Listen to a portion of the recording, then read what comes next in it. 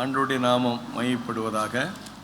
இந்த அதிகாரத்தை வாசித்து பார்க்கும்போது, 2ஆம் அதிகாரத்தை நீ கவனித்து பார்க்கும்போது, 7ஆம் மாதம் 21ஆம் தேதி ஆகாய் தீர்க்கதரிசிக்கு கர்த்தருடைய வார்த்தை வந்தது என்று சொல்லி பார்க்கிறோம். இதே போல் இந்த ஆண்டினுடைய 6 மாத காலம் அற்புதமாய் நம்மை நடத்தி 7வது மாதத்திலே ஆண்டவர் நம்மை நல்ல சுகத்தோடு பலத்தோடு கொண்டு வந்திருக்கிறார். இந்த முதல் சனிக்கிழமை ஆராதனையிலே உபவாச வேளையிலே கர்த்தர் நம்மை இங்கே கொண்டு வந்திருக்கிறார். அதற்காக ஆண்டவருக்கு ஸ்தோத்திரம். இந்த ஆண்டுடைய 6 மாத காலம் நம்மை அற்புதமாக நடத்தி வந்து 7வது மாதத்தை அடுத்த 6வது மாதத்தின் துவக்கத்தில் நம்மை கொண்டு வந்திருக்கிறார்.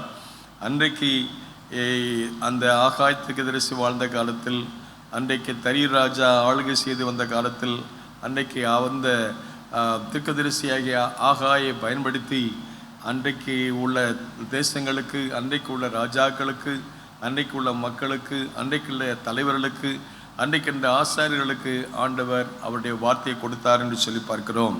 ஆகவே அந்த 7ஆம் மாதம் 21ஆம் தேதியிலே ஆகாய் என்னும் தீர்க்கதரிசி மூலமாக ஆண்டவருடைய வார்த்தை அவர்களுக்கு வந்ததை சொல்லி பார்க்கிறோம்.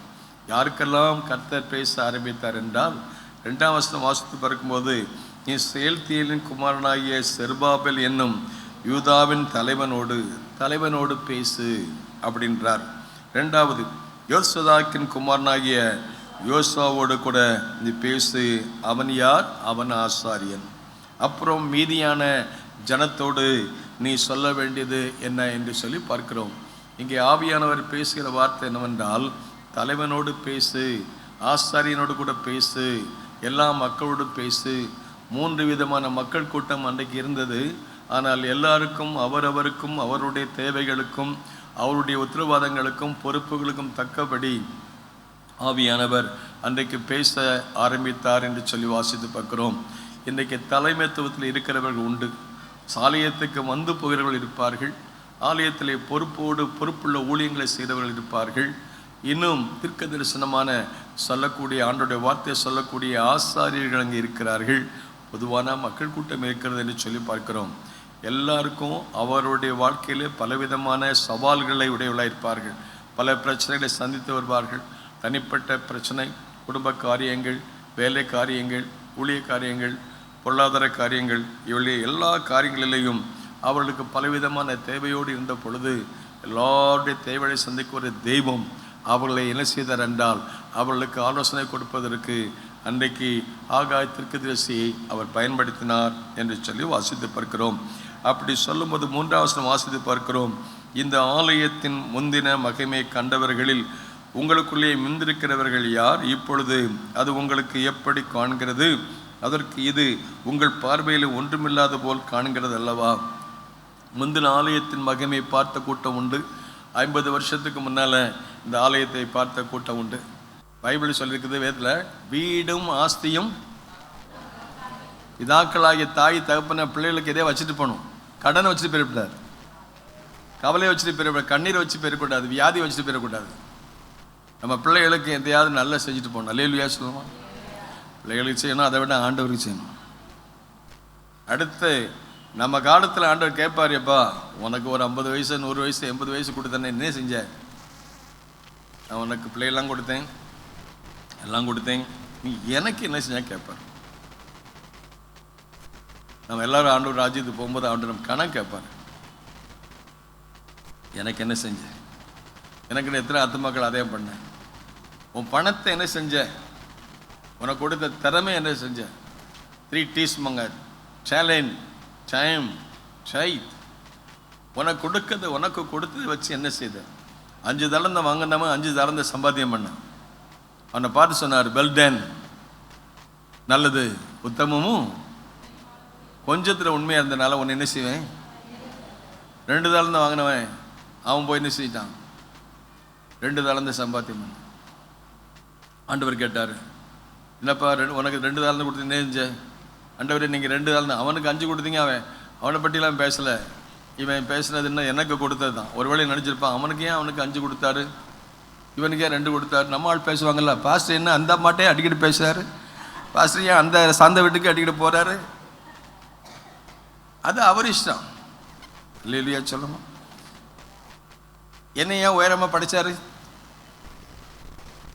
என் அசிஸ்டன்ட்லாம் என் கொட்டையை படைச்சிக்காரு, என்ன தெரியாது. ஒரு ஆள் சிவப்பாக படைக்கிறார், ஒரு கருப்பாக படைக்கிறார், ஒரு புது நிறமாக படைக்கிறாரு. அது அவர் இஷ்டம். அல்லேலூயா சொல்லுமா. நான் ஏற்கனவே சொன்ன கதை தான் சொல்கிறேன். எங்கே எனக்கு ஒருத்தர் மூத்தவர் பாலஸ்ரீ என் கூட இருந்தால் கொஞ்ச நாள். அவர் அடிக்கடி வந்து, தம்பி என்னை விட ஒரு 3 வயசு கூட்டினவர், என் பைபிள் காலேஜ் படித்தோம் அந்த ஒன்றா,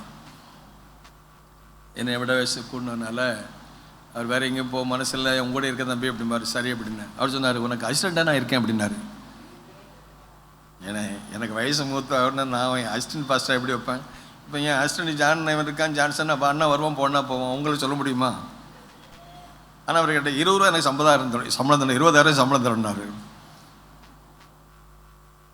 அசிஸ்டண்ட்டுக்கு எப்படி கொடுக்க முடியுமா? அப்புறம் ஒரு நாள் வந்து உட்கார்ந்துருந்தார். உட்கார்ந்தோடனே என்னையை பார்த்தோன்னே அசிஸ்டண்ட் ஒரு பெரிய பாட்டில் 1 லிட்டர் தண்ணி வச்சான். அவரை பார்த்தோன்னே 1/2 லிட்டர் தண்ணி வச்சான். அது சின்ன பாட்டில். ஆனால் அவனையை பார்த்தாரு, ஏய் உன் ஆளை பாரு. உன்னையை பார்த்த உடனே கொஞ்சம் உயரமான பாட்டில் வைக்கான், என்னையை பார்த்த உடனே உயரம் குறைஞ்ச பாட்டில் வைக்கான். என்னப்பா அநியாயம் பண்ணுறீங்கன்னு கேட்டார். நான் என்ன அநியாயம் பண்ணலை, என்னைய வந்து கொஞ்சம் உயரமாக பார்த்தினாலும் உயரமான பாட்டில் வச்சுட்டு போகிறான், உங்களை உயரம் குறைஞ்சனால உயரம் குறைஞ்ச பாட்டில் வச்சுட்டு போகிறான் அப்படின்னு. பரவாயில்ல, நல்லா பேச படிச்சிட்டியப்பா அண்டு போனார். ஆகவே ஏன் இவரை உயரமாக படிச்சிங்க, ஏன் இவரை கட்ட அப்படி, ஏன் அவனுக்கு 5 கொடுத்தீங்க, இவனுக்கு 2 கொடுத்தீங்க, ஏன் அவனுக்கு 1 கொடுத்தீங்க? அவர் எஜமான், ஏன் இஷ்டம், என்னுடையதை நான் யாருக்கும் கொடுப்பேன். எவன் மேலே இறக்கமாக இருக்க சித்தமாக இருக்கணும், அவன் மேலே இறக்கமாக இருக்க சித்தமாக இருக்கு. எவன் மேலே உருக்கமாக இருக்க சித்தமாக இருக்கணும், மேலே உருக்கமாக இருக்க சித்தம். அது அவருடைய திட்டம், அவருடைய அனந்த ஞானம். அவருடைய கேள்வி கேட்கறதுக்கு நமக்கு என்ன உரிமை இருக்கு? 10 பிள்ளைகளையும் பறி கொடுத்த சமயத்தில் யோபு அவர் பறித்து கொண்டு போகிறவர் போறாரு.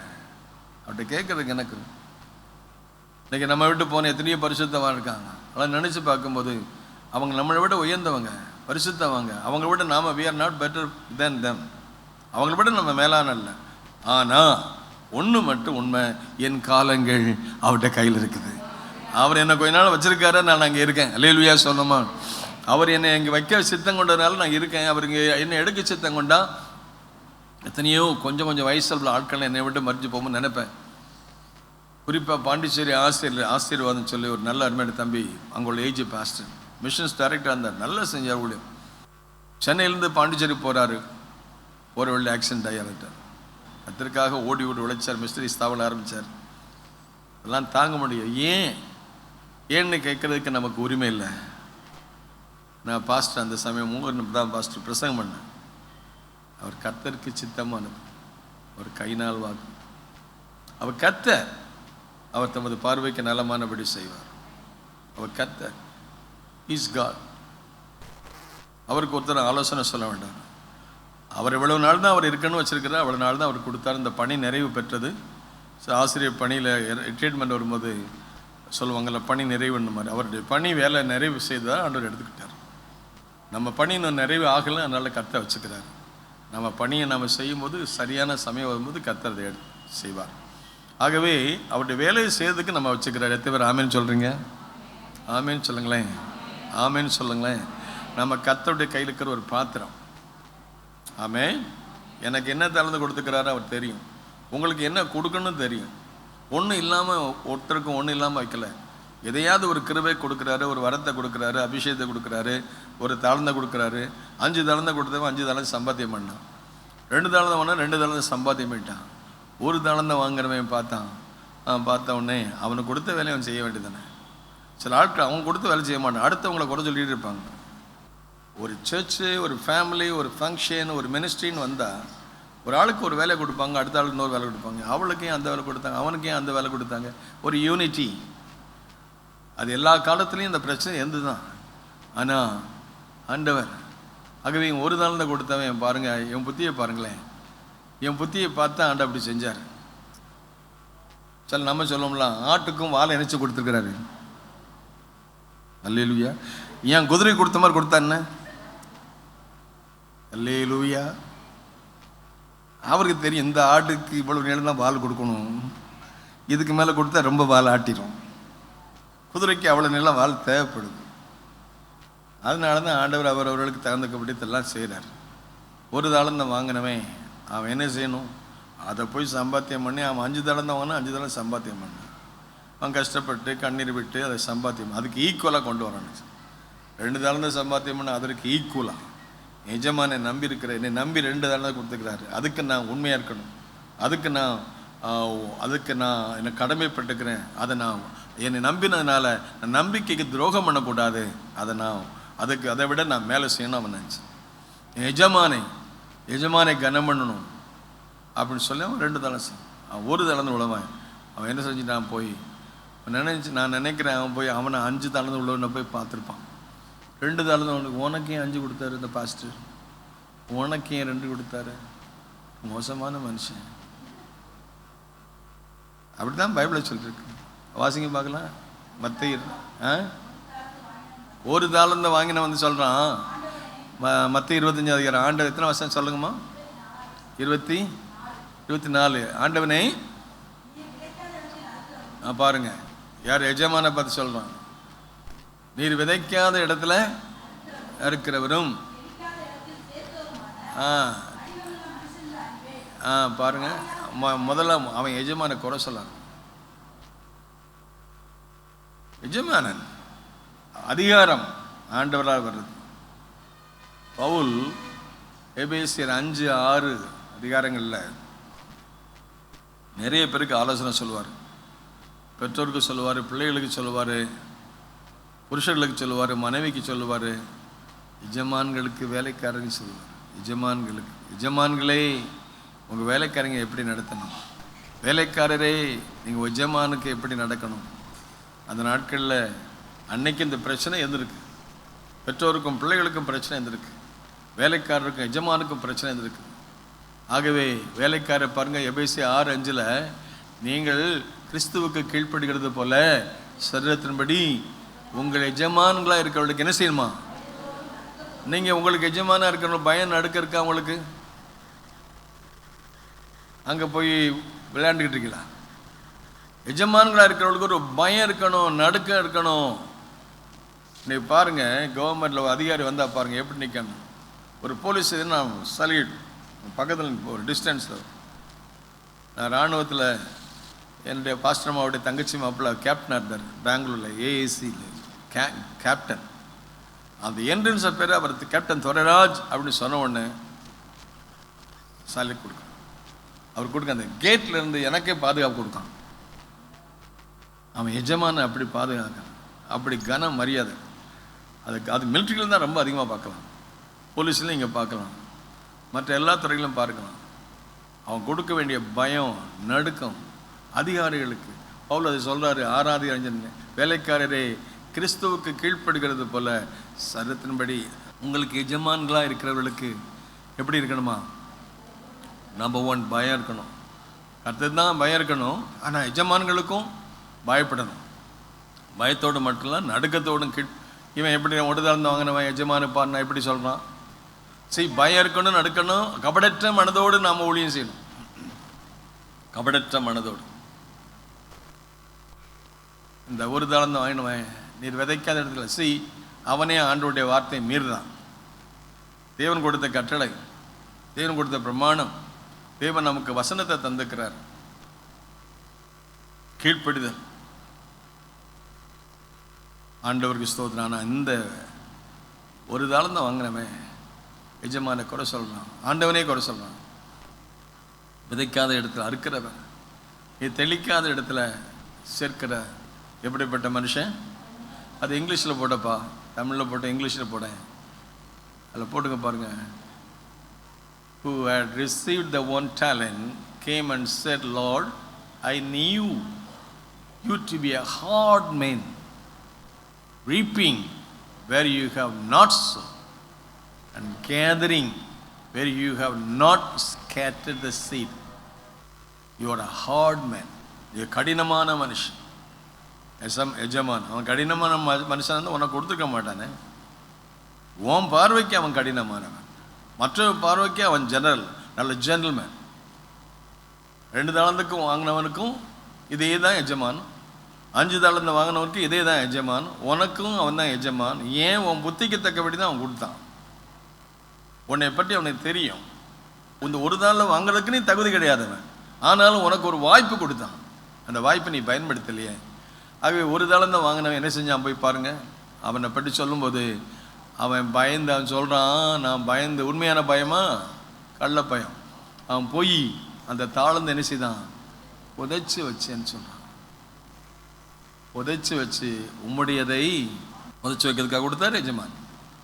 நான் பயன்படுத்துறதுக்கு. இன்றைக்கி நிறைய பேர் நம்ம தாளந்தை புதைச்சி வைக்கிறோம். நம்ம தாளந்தை புதைச்சி வைக்கிறதுக்கு இல்லை, அதை பயன்படுத்துக்கிறதுக்கு கர்த்தர் தந்துக்கிறாரு. ஆமீன் சொல்லுங்க. அல்லேலூயா. உங்களுடைய தாளந்தை கொடுத்தது, வரம் கொடுத்தது, கிருபை கொடுத்தது, பணம் கொடுத்தது, சுகம் கொடுத்தது, வாழ்வு கொடுத்தது, இதெல்லாம் நீங்கள் புதைச்சி வச்சிங்கன்னா உங்களுக்கு பிரயோஜனம் இல்லை, மற்றவங்களுக்கு பிரயோஜனம் இல்லை, எஜமானுக்கு பிரயோஜனம் இல்லை, யாருக்கு பிரயோஜனம் இல்லை. உங்கள் தாளந்தை புதைச்சி வைக்காதீங்க. என் பாஸ்டர் ஜெயராஜ் சொல்லி கொடுத்த ஒரு பாடம் உண்டு. அவங்க வாழ்க்கையில் 84 வயசு வரைக்கும் சுறுசுறுப்பாக வேலை செஞ்சாங்க. அப்போ அவங்க சொன்னாங்க, நீங்கள் கொஞ்சம் அமைதியாக இருக்கலாமே, ஓய்வு பெறலாமே. அவங்க சொன்ன ஒரு உதாரணம், ஒரு பயன்படும் ஆயுதம் உதாரணமாக வச்சுக்கோங்களேன். இந்த காலத்தில் வெங்காயம் வெட்டுவாங்க, வெங்காயம் வெட்டுற கத்தி. அந்த கத்தியை பார்த்திங்கன்னா முதல்ல பெரிய கத்தியாக இருக்கும். வெட்டி வெட்டி வெட்டி வெட்டி வெட்டி கடைசியில் பார்த்திங்கன்னா பாதி தான் இருக்கும், தேய்ஞ்சு போயிடும். அப்போ அவங்க சொல்லுவாங்க, நான் என் வாழ்க்கையை பயன்பட்டு பயன்பட்டு பயன்பட்டு நான் தேய்ஞ்சு போகிறது தான் விரும்புகிறேன் தவிர நான் மற்றவர்களுக்கு பிரயோஜனமாக இருக்கும்போது என் சரீரம் பாதிக்கப்படலாம். ஆகவே அதே மாதிரி பயன்பட்டு பயன்பட்டு பயன்பட்டு நான் வந்து பலவீனமானாலும் கவலைப்பட மாட்டேன். துருப்பிடிச்சு கிடக்கிற ஒரு கத்தி அல்லது துருப்பிடிச்சு பயன்படாத ஒரு கருவி, பயன்படாத கருவினா உரையிலே இருக்கும் அந்த கருவி, அல்ல ஒரு கத்தி உரையிலே இருக்கும், அதை எடுத்து எதுலேயும் நம்ம பயன்படுத்த மாட்டோம். அப்படி உரையிலே கடந்து பயன்படாத ஒரு பொருள் அது ரொம்ப நாளாக வச்சு அதே கடந்தால் அது கெட்டு போகும், துருப்பிடிச்சு அது நாசமாக போகும். நான் துருப்பிடிச்சு கெட்டு போவதை விட பயன்பட்டு பயன்பட்டு மற்றவர்களுக்கு ஆசிரியமாக இருக்கேன்னு சொல்லுவாங்க. ஒரு தாளம் தான் இருந்தாலும் சரி, அதையும் கர்த்தருக்காக பயன்படும். ஒரு தாளம் தான் கொடுத்தவங்களும் சில சமயங்களில் நான் வாட்ஸ்அப்பில் பார்ப்பேன், இந்த 2 கை இல்லாத ஒருத்தன் சுவிசேஷ ஊழியம் செய்வான். எனக்கே ஆச்சரியமாக இருக்குது. 2 கை உள்ளவனே ஊழியம் செய்ய மாட்டாங்க. ஒரு ஆஸ்திரேலிய மிஷினரி 2 கை இருக்காது, அவனுக்கு கால் இருக்குது, ஆனால் அவன் ஆண்டவருக்காக அவ்வளோ ஊழியம் செய்கிறான். சில சமயத்தில் சிலருக்கு கண் பார்வை இருக்காது. பார்வை இல்லாதவங்க கர்த்தருக்காக என்ன அழகான பாடல்களை பாடி கவிதைகளை எழுதி ஆண்டவருடைய நாமத்தை மையப்படுத்துகிறாங்க. ஆகவே ஆண்டவர் நமக்கு எத்தனையோ தாளந்துகளை கொடுக்குறாரு. நமக்கு கொடுத்த தாளந்தை புதைத்து வைக்காதபடி கர்த்தருக்கு பயன்பட கர்த்தர் கிருபை செய்வாராக. ஆமேன்னு சொல்லுவோமா? ஆகவே ஆண்டவருடைய நாம் மையப்படுவதாக. இந்த நாட்களில் கர்த்தருக்காக பயன்படும் பாத்திரங்களாக இருக்க கர்த்தர் உதவி செய்வாராக. அந்த 7ஆம் மாதம் 21ஆம் தேதியிலே ஆகாய் தீர்க்கதரிசி கர்த்தருடைய வார்த்தை செருபாபேலை பார்த்து சொல்லும்படியாக சொன்ன வார்த்தை. அன்றைக்கு இந்த தலைவனாகிய யோசுவாவை, பிரதான ஆசாரியன் யோசுவாவை பார்த்து சொல்ல வேண்டிய காரியத்தை சொல்லி அவர்களுக்கு சொன்னதான காரியம் என்னவென்றால், அடுத்த ஒரு வேலையை வச்சுக்கிறாரு. அந்த வேலையை செய்வதற்கு 4ஆம் வசனம், ஆனாலும் செருபாபேலே நீ திடன்கொள் என்று கர்த்தர் சொல்றார். யோசதாக்கின் குமாரனாகிய யோசுவா என்னும் பிரதான ஆசாரியனே திடன்கொள், தேசத்தின் எல்லா ஜனங்களே நீங்கள் திடன்கொள்கள், வேலையின் அடுத்துக்கொண்டு கர்த்தர் சொல்கிறார், நான் உடனே இருக்கிறேன் என்று சேனையிலும் கர்த்தர் சொல்கிறார். அல்லேலூயா சொல்லுமா? வேலை செய்யணும்னா அடுத்து அவங்க அடுத்த ஒரு எக்ஸ்டென்ஷனுக்கு போகணும்னு விரும்புகிறான். தேவன் அந்த நாட்களில் இடிந்து போன ஆலயத்தை, இடிந்து போன அலங்கத்தை கட்டுறதுக்கு கர்த்தர் இவங்களை பயன்படுத்துகிறார். ஆனால் போய் கொஞ்ச நாளில் செஞ்சுக்கிற அந்த ஆலயம் வேலை சரிபடாமல் தடைபட்டு போச்சு. தடைபட்ட நாட்களில் ஆகாயத்துக்கு தரிசி மூலமாக அவங்களுக்கு சோர்வு வந்துச்சு, பல அதிரியங்கள் வந்துச்சு, பல எதிர்ப்பு வந்துச்சு. இதனால் செய்ய வேண்டிய வேலை தடைபட்டு போனதுனால ஆண்டவர் சொல்கிறாரு, அதை மறுபடியும் கட்டி எழுப்பதற்கு நான் உங்களை தைரியப்படுத்துகிறேன். அவங்களுக்கு சொன்ன வார்த்தை என்னன்னு இங்கே தைரியமாக இருங்க. அல்லேலூயா சொல்லுவோம். செருபாபேலே, யோசுவாவே, நீங்கள் தைரியமாக இருங்க, நான் உங்கள் கூட இருக்கிறேன் அப்படின்னு சொல்லிட்டு 5ஆம் வசனத்தை பார்க்கும்போது, நீங்கள் எகிப்திலிருந்து புறப்படுகிற போது நான் உங்களோட உடன்படிக்கை பண்ணின வார்த்தையின்படியே என் ஆவியான உங்கள் நடுவில் நிலை கொண்டிருப்பார். ஆமென், அல்லேலூயா. ஒரு உடன்படிக்கை பண்ணார், நான் உங்கள் கூட இருப்பேன்னு சொல்லி. எத்தனை பேர் அதை நம்புறீங்க? என் ஆண்டவர் என் கூட இருப்பார்னு நம்புறீங்களா? நல்ல கரங்களை தட்டி கர்த்தர் என் கூட ஒரு உடன்படிக்கை பண்ணுங்க. பயப்படாதீங்க. ஆண்டவருடைய வார்த்தை, ஆவியானவர் உடன்படிக்கை பண்ணுறார். இது பிசிக்கலாக ஆலயத்தை பற்றி சொன்னாலும், அன்னைக்கு இருந்த இடிந்து போன ஆலயமாக இருந்தாலும், இன்னைக்கு இருக்கிற ஆலயம் சொல்லி பார்க்கும் பொழுது ஆண்டவர் சொன்னார், நீங்களே ஆலயம். ஆமென். ஆமேன், ஆமேன். ஒரு காலத்தில் ஆவியானவர் மூலமாக வல்லமையாக பேசினார். ஆவியானவர் நம்ம பயன்படுத்தினார். நமக்கு கிருபைகளை கொடுத்தாரு, அபிஷேகத்தை கொடுத்தாரு, சொப்பரங்களை கொடுத்தாரு, தீர்க்க தரிசனங்களை கொடுத்தாரு, கிருபைகளை கொடுத்தாரு, வரங்களை கொடுத்தாரு, நம்ம வல்லமையாக பயன்படுத்தினாரு. இன்றைய நிலைமையில் நம்ம எப்படி இருக்கோம்? இந்த 6 மாதம் இருந்த அனுபவத்தை விட 7வது மாதத்திலே கர்த்தர் மகிமையான காரியங்களை செய்வார். முந்தின நாட்களை விட பிந்தின நாட்களில் கர்த்தர் பெரிய காரியங்களை செய்ய விரும்புகிறாரு. எத்தனை பேர் விரும்புகிறார்? அதை ஆமென் சொல்லுங்க. என் வாழ்க்கையில் செய்ய போற நம்புறீங்களா? உடன்படிக்கை பண்ணிக்கிறாரு. நிச்சயமா உன் கூட இருப்பேன்றார். உன் கூட நான் இருந்து என் காரியத்தை நான் செய்வேன்னு சொல்றாரு. உங்களுக்கு கொண்டு பெரிய காரியங்களை செய்வேன்னு சொல்றாரு. தேசமே பயப்படாத மகிழ்ந்த கடுகூறு கர்த்தர் பெரிய காரியங்களை செய்வார்னு சொல்றாரு. இழந்து போனது எல்லாத்தையும் நான் மறுப திரும்ப தருவேன்னு சொல்றார். திடன் கொள்ளுங்க, தைரியமா இருங்க, பயப்படாத இருங்க. உங்க கூட இருக்கிறேன், உடன்படிக்கை பண்றேன். புதிய ஏற்பாடு என்ன உடன்படிக்கை பண்ணார்? என் பேரை சொல்லி எங்க 2 கூட இருக்கீங்களோ உங்க மத்தியில் இருக்கின்றார். மத்தேயு சுவிசேஷம் 18:19 இல்லையா? உங்களில் 2 பேர், 20ஆம் வசனம், 2 பேராவது 3 பேராவது என் நாமத்திலே எங்கே கூடி இருக்கிறார்களோ. எத்தனை பேர் இந்த வசனம் நம்புறீங்க? இதுக்கு இவ்வளவு அல்ல இல்லையா? ஆமென் சொல்லுமா? ஆண்டவர் நமக்கு ஒரு வார்த்தை கொடுத்துக்கிறார்னா அதை நம்பணும், அதை விசுவாசிக்கணும். அல்லேலூயா. இவர் மேலே நான் நம்பிக்கை வச்சேன்னா அவர் சொன்னதெல்லாம் நான் கேட்பேன். அல்லேலூயா சொல்லுங்களேன். ஏசுனார் மேலே நம்பிக்கை வச்சுருக்கீங்களா? அவர் மேலே நம்பிக்கை வச்சிங்களா? அவர் சொன்னது மேலே நம்பிக்கை வச்சுருக்கீங்களா? அவர் சொன்னது மேலே அவர் நமக்கு பிரமாணத்தை தந்துக்கிறாரு. அவர் சொன்னது நம்புறீங்களா? என் மேலே நம்பிக்கை வைப்பீங்க. என் பாஸ்டர் கண்ணு முன்னால் இருக்காரு, சொன்னால் கேட்பாரு. நிறைய பிரச்சனையை சொல்கிறீங்க. ஒவ்வொரு நாளும் வீட்டுக்கு போகும்போது அந்த பிரச்சனை இந்த பிரச்சனை எல்லா பிரச்சனையும் சண்டை சொல்லுவீங்க. நான் பாஸ்டர் எங்களுக்கு உதவி தாப்பு மாதிரி இருக்காருன்னு சொல்லுவீங்க.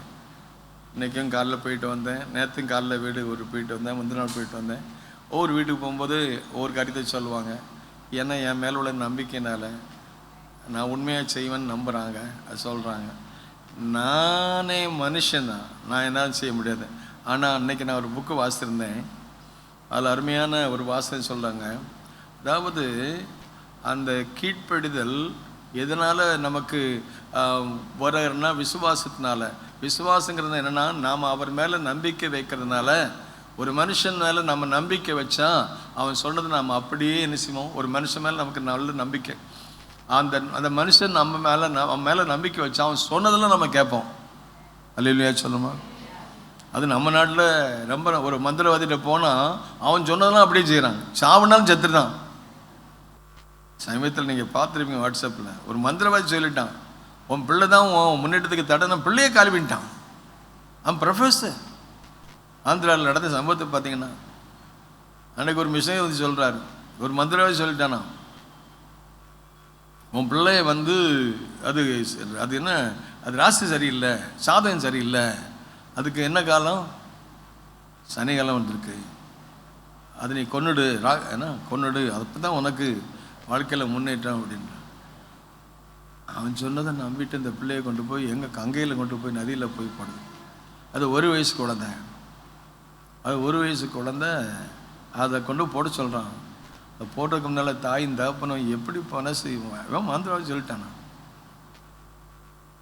மாந்திரவாதி சொன்னால் கடவுள் சொன்ன மாதிரி அவங்களுக்கு கொண்டு போய் அந்த நதியில், கங்கை நதியில் போடுறதுக்கு முன்னால் தகப்பனும் தாயும் முத்தம் கொடுக்காங்க.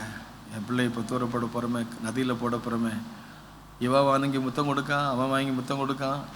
அடுத்த நிமிஷத்தில் அவங்க எரிய போகிறாங்க. கொடுத்துட்டு அந்த பிள்ளைய மந்திரவாதி சொல்லிட்டானே, இந்த பிள்ளை தான் நமக்கு சாவன்னு சொல்லி உள்ளே போட்டான், தூக்கி எரிஞ்சிட்டான். அந்த பிள்ளை அப்படியே துடிக்குதா பார்த்தோன்னு அப்படியே முடியை பிச்சுட்டு அப்படியே அழுது புலம்பிட்டு இருக்கும்போது தான் அந்த பக்கம் ஒரு சுவிசேஷம் போகிறாராம். ஏமா இவ்வளவு வேதனைப்படுறீங்க அப்படி கேட்டதுக்கு அவன் சொன்னாங்களாம், ஒரே ஒரு பிள்ளை, அந்த பிள்ளைய ஒரு மந்திரவாதிட்ட போனோம், எங்களுக்கு அடிக்கடி சுகம் இல்லை, அடிக்கடி கஷ்டம், அடிக்கடி நஷ்டம், பிரச்சனை வந்தனால போய் எங்களோட வாழ்க்கைக்கு முன்னேற்றதுக்கு காரணம் என்னன்னா இந்த பிள்ளை தான் தடைன்னு சொல்லிட்டான், இந்த பிள்ளையை காலி பண்ணுன்னு சொல்லிட்டான். அதனால் நாங்கள் வழி செலுத்திட்டோம், எங்களால் தாங்க முடியல. அவன் சொன்னானா, உங்களுக்காக பலியான ஒரு தெய்வம் இருக்கிறார். உங்கள் பிள்ளையை நீங்கள் பலி கொடுத்தீங்களே, கடவுள் அவர் பிள்ளையை நமக்காக பலி கொடுத்தாரு சொல்லிட்டு அவங்க ஆறுதல் படுத்த. அப்போ நீ ஒரு 5 நிமிஷத்துக்கு முந்தி வந்திருந்தா என் பிள்ளையை நான் பலி கொடுத்துக்க மாட்டேன். இன்றைக்கி எத்தனையோ இடங்களில் இந்த நல்ல செய்தியை போகாமல் இருக்கிற காலத்தில் ஒரு நல்ல செய்தியை மறுபடியும் கேட்டுக்கிட்டே இருக்குங்க. ஆகவே வரக்கூடிய நாட்களில் முந்தின 6 மாதத்தை விட வரக்கூடிய 6 மாதத்தில் முந்தின ஆலயத்தின் மகிமையை பார்க்கலாம். இந்த ஆலயத்தின் மகிமை பெரிதாக இருக்கும். நம்முடைய தாளந்துகளை பயன்படுத்துவோம். 5 தளந்தானாலும் சரி, 2 தளந்தாலும் சரி, 1 தளந்தாருனாலும் சரி, கர்த்தர் கொடுத்ததை கர்த்தருக்காக பயன்படுத்துவோம்.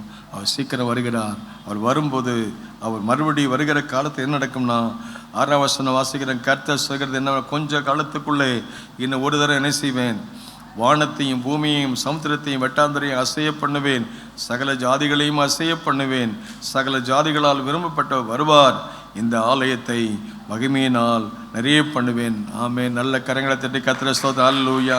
வெள்ளியும் என்னுடையது, பொன்னுமே என்னுடையது. முந்தின ஆலயத்தின் மகிமையை பார்க்கலும் இந்த ஆலயத்தின் மகிமை பெரிதாக இருக்க செய்வார். இந்த நாட்களிலே கடந்த 6 மாதத்தை விட வரும் 6 மாதத்தில் கர்த்தர் பெரிய காரியங்களை செய்வார். தகப்பனே, இந்த வார்த்தைகளுக்கு நன்றி சொல்கிறோம், எங்களை அர்ப்பணிக்கிறோம். இப்படி நாமத்துக்கென்று கொடுத்த தாளந்தை பயன்படுத்த கிருபைதாரம். ஆண்டவரே, எங்களுக்கு கொடுத்த ஜீவன், கொடுத்த சுகம், பலன், கல்வி, செல்வம் எல்லாம் உம்முடைய கரங்களை கொடுக்கிறோம். இயேசு நாம் ஜெபிக்கிறோம் பிதாவே. God bless you all. கர்த்தர் உங்களை ஆசீர்வதிப்பார். Thank you.